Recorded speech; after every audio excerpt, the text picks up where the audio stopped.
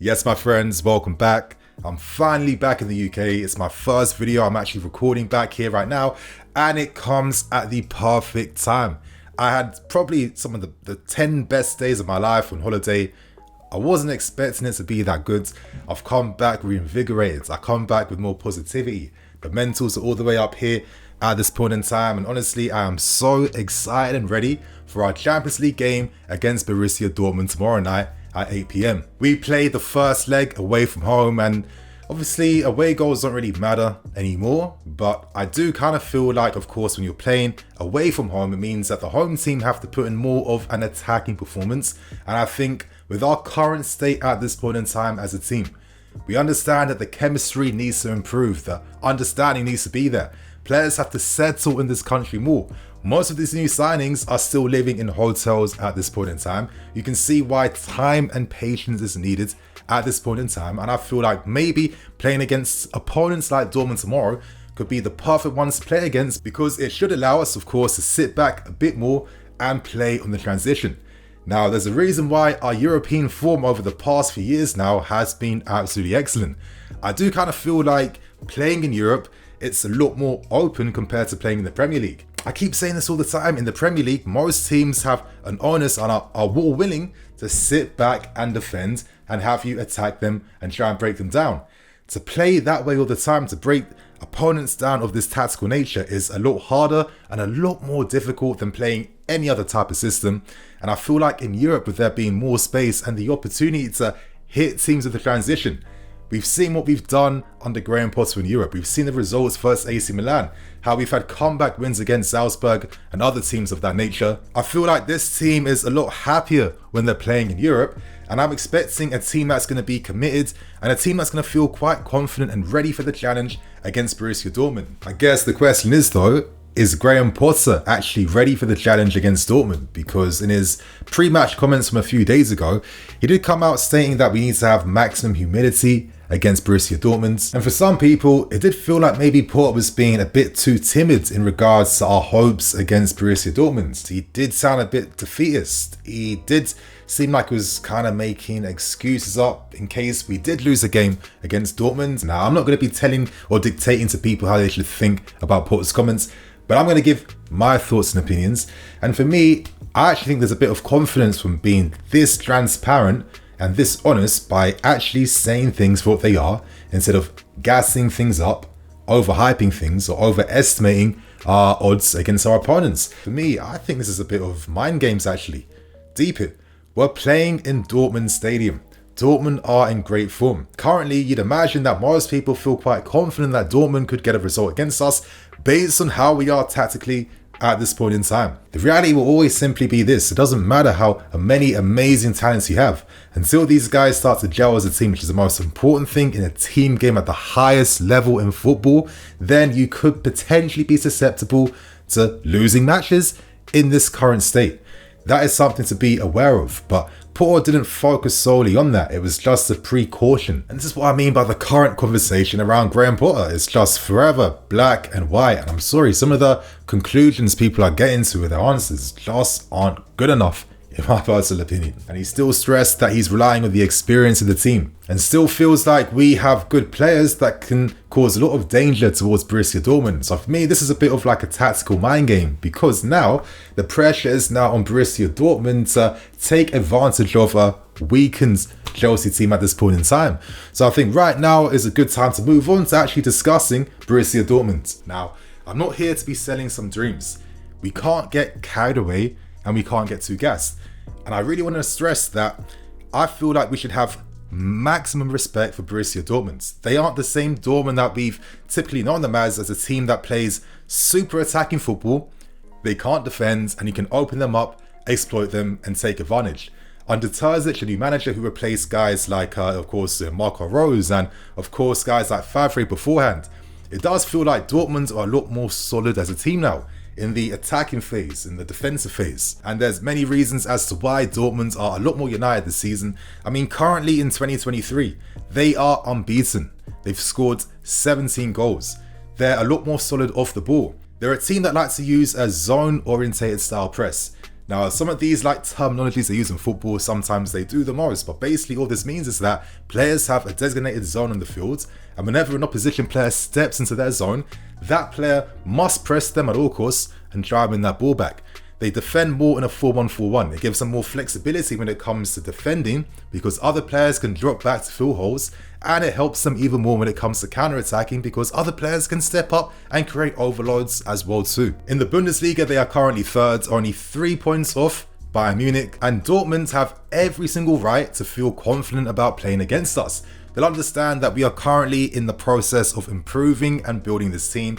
That takes a lot of time. We have excellent form at home for this season. They don't have many injuries in the squad as well. They have players like Bellingham. I feel the battle between Bellingham and Enzo, that's going to be a massive battle. That's going to have a lot of people excited, and whoever's team progresses into the latter rounds of the Champions League, well, you kind of feel like there'll be a victor between either Bellingham or Enzo as the best young midfield player in Europe. But of course, there's more than Bellingham. Look at guys like Haller just returning back, Julian Brandt, Marco Reus, Guerrero, young talents off the bench as well too, like Reina and Bittens. This is a team that requires maximum humility if we hope to get a result against them and move on in the Champions League. This is a different Borussia Dortmund team, but for me personally, I have this sense of optimism that we are going to be ready for the challenge, and I do think that there are certain tactical exploits that hopefully can work in our favour. I want to say this before I move on, but when Dortmund defend off the ball, ideally they want to keep their shape compact in the middle, and ideally they want to funnel their opponents to the wide areas. But right now, the talent, the players we have out wides are of a level and quality that's much higher than what we've seen over the past few years. This could work in our favour if we play smart, if we play right. We don't have to press aggressively. We need to sit back and be a lot more calculated. We should allow Dortmund to come onto ourselves and hit them on the break. I think that's a safer way to play that would allow for more like tactical solidity, especially during this point in time. And of course, it allows us to maximize the talents we have, like guys like João Felix, Mudryk, Havertz, etc, etc, and Mason Mount too. So that's my little synopsis about what to expect for the game. But I think right now we need to move on to discussing the predicted lineup and a team I think Graham Potter may decide to use in tomorrow's game. Now, I know optimism right now is like a bit of a dirty word in the fan base, especially on the online fan base. For all the optimism, for all the incredible signings, for all the development around the club, internally, externally, all the staff hires and changes as well too. For a lot of people, it seems to not be enough, and I kind of feel like they're not really understanding and deep in what we're trying to build and what we're trying to do. But at the same time, we're fans, we invest a lot of time in the sport, a lot of energy, a lot of money. We need something back for this investment, and I'm hoping that the Champions League is going to be that holy grail that brings some bit of optimism back throughout the fan base. So right now, my friends, let's now move on to discussing my predicted lineup I think Graham Potter is going to use in tomorrow's game. Now, I really want to stress this here because every time I do predicted lineups, there's always people in the comment section acting like I'm giving the team I want to see when I'm trying to guess what the manager may pick. So I hope you guys remember this point, yeah? Because on screen beside me, I've gone for a 4-2-3-1. I think the main reason that's why is because we need to build some tactical solidity and some foundations at this point in time. When you're constantly changing things left, right and centre every single week, which a lot of times has been forced changes due to the non-stop injuries throughout this season, the fact that we have a period of, players coming back and like some ease now means that we can't continue to develop the way we're playing. So I've gone for a 4-2-3-1. In goal, I've gone for Kepa naturally. Kepa is stepping up this season. He needs to get some credit for that. The passing has been good, and it seems like the confidence is back in this guy's game now. He's making some outstanding saves for us, and I don't see him as much of like a liability as much as I saw him in previous seasons. In defence, we know that guys like Badiashile unfortunately can't participate due to UCL registration restrictions. So in defence, I've gone for Chilwell, I've gone for James as the fullbacks, and I've gone for Silva and Trevor Chalobah. I do think that Trevor Chalobah is an incredibly solid squad player to turn to. Potter has relied upon him quite a lot. He has a good relationship alongside Thiago Silva, and I think naturally that's probably the way to go realistically. In midfield, I've gone for Enzo and Ruben. I liked the partnership I saw versus West Ham. The reaction to that West Ham defeat, it's like, man, only focus on the result. That first half was a sick first half where if players got little details right, like not being offside, We did enough in that first half to win the game and things to go in our favour yet. We can't just dismiss the performances we saw because the result wasn't in our favour. And I did like the balance I saw between Enzo and Ruben. Ruben has never got credit for his adaptation as a player. I mean, he's had to adapt if he wants to stay at this club. He can't play that box-to-box role anymore. We have other players there and we're doing different things. So he's had to improve defensively. He's had to improve tactically.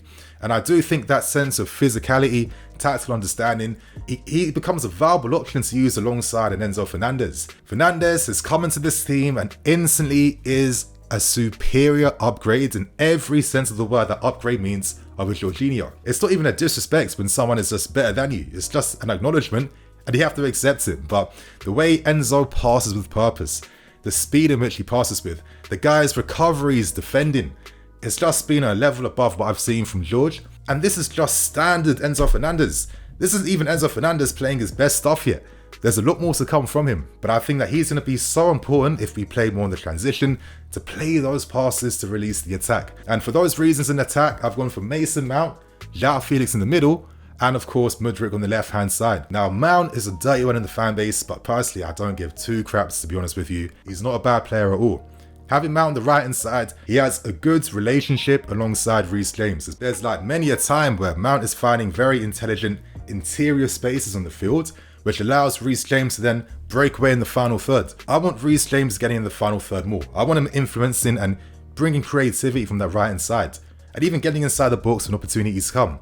Mount allows him to do that, and also Mount can drop into midfield when defending off the ball as well too, and allows us to, close down and disrupt Dortmund's build-up phase, which is the most important thing because Dortmund likes to play out from the back under Terzic. In the middle, João Felix, I kind of feel like this is the position that Potter wants him to play in. Now that Mudryk is in the team, João Felix can't be playing on the left-hand side, but playing in the middle, giving him full tactical, creative license and freedom is the best way to use him, where he can drift to the right hand side, he can drift to the left hand side, he can drop deeper, he can push further forward. Felix is good enough where give him the freedom and let him do the rest himself, and of course Mudryk on the left hand side too. I kind of feel like he can give Guerrero such a difficult game with that pace and behind, that willingness to take his man on. And of course, as we're seeing as well, Mudryk is not one-dimensional. He can move into interior spaces, he can cut inside, and he can play those reverse balls in behind to release your attack. The guy's a mad player, and once these new signings have at least 10 games together, we're going to see such level increase in terms of performance and how this team plays together. And of course, up front, I've gone for Kai Havertz. Havertz is another one I think I have to talk about later on. He's frustrated me, he's frustrated everyone, but I think there's more to Kai than the current conversations around him actually allow us to talk about him in. And I think Kai has actually shown signs of development in his overall game, even though the most important thing we're waiting for is the finishing, which is not there yet. But I think playing against more familiar opposition back in the Bundesliga, I'm hoping that that type of mentality is going to come back straight into his game as well too. And currently, he is a good profile to have due to that ability to link up with our front three behind. And of course, now he can spearhead attacks a lot better than he has ever before. It's just a shame that he's constantly offside, and it's a shame that his finishing is not on par at this point in time. So there you have you guys, 4-2-3-1. Of course, expect guys to come off the bench like Ziyech to do things, of course other midfield options, other attacking options as well too. But that is my current predicted lineup. So right now, you guys, I need to end things by giving my prediction. And I've had to think about this for a while because I kind of feel like it is going to be a draw in tomorrow's game. I feel like we are going to do a lot of good things, but then we are going to screw ourselves over because the fundamentals, the basics, we're still in that process of fine-tuning, and that takes a lot more time to be really tactically solid. Dortmund are a lot more tactically solid at this point in time because a lot of these guys have played together in a system under this manager for quite a bit of time now. But at the same time, I've got this optimism and hope because the individual quality we have now, especially when there'll be a bit more space to play into as well too, brings me hope that things can be done a bit differently in the game and that there's better quality now to take advantage of half-chance situations that maybe we can't do in previous games. I feel like Dortmund's defense has mistakes in them. Schlotterberg, for example, Süle, deceptively fast, but he also has a mistake in him as well too. And there's times when, of course, there are gaps between the lines that you can exploit as well too. Still though, we can't dismiss Dortmund's great form they're currently in at this point in time. We know how football works. If you're in great form a lot of times, you're going to do special magical things in game because players mentally are up here. So irrespective of all the common sense I'm using, I feel like I might have to go with my heart on this one. And I'm going to be going for a win. And I'm going to be going for a 2-1 win in our favour. So you guys, that's it. That is the match preview for tomorrow's game. Share your thoughts and opinions. How do you feel about it? What lineup do you want to see? And what improvements are you hoping we can see in the next game? I'm in the FC. This is BlueLionsTV. I'll catch you guys later with some more videos. Cool.